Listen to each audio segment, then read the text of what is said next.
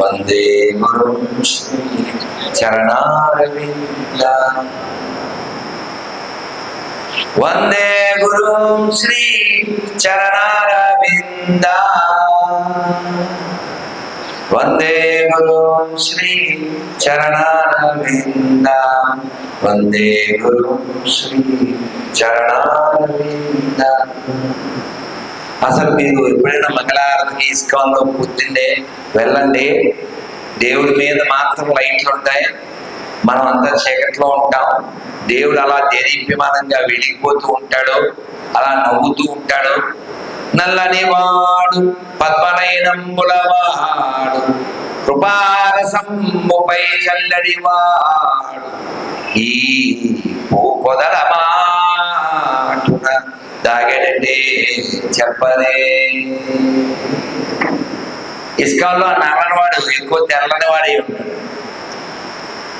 అంటే మార్బల్, ఆ మార్బల్లో విజయవాడ లాంటి చోట నల్లగా ఉంటాడు, మళ్ళీ మాయాపూర్లో బృందావనంలో ఉంటాడు, ఈ మిగిలిన చోట తెల్లగా ఉంటాడు. మన తిరుపతిలో రాధాగోవిందలాగా. మీరు ఎలా అయితే ఏమిటి అన్నమై చెప్పడు. నల్లని వాడు తెల్లని కన్నుల దేవుడు, తెల్లని కన్నుల దేవుడు కదా. ఆయన మనని చూడాలి, మనం ఆయన్ని చూడడానికి వెళ్తున్నాం, కానీ ఆయన మనని చూస్తాడా? చూడాలంటే ఏం చేయాలి? ఆయన మనని చూసేలాంటి హృదయం మనం కలిగి ఉండాలి. దర్శనం అయిందా అంటుంటాం మనం. ఏమిటో వాస్తవానికి ఆయన మనని చూస్తే మనం దర్శనం బాగా అయినట్టు. అర్థమైందా? అలాంటి ఒక కథ, 2 కథలు చెప్పినే ముగిస్తారు. లేకపోతే రేపు పాడిదాకా నాకు లోపల బోల్డెన్ని ఉన్నాయి. పాపం మీరు ఇళ్ళకి వెళ్ళాలి, పడుకోవాలి, పొద్దున్న లేవాలి, ఎన్నో ఉంటాయి, వంటలు ఉంటాయి, చేయకపోతే మంటలు ఉంటాయి, తంటాలు ఉంటాయి. ఒక ఆయన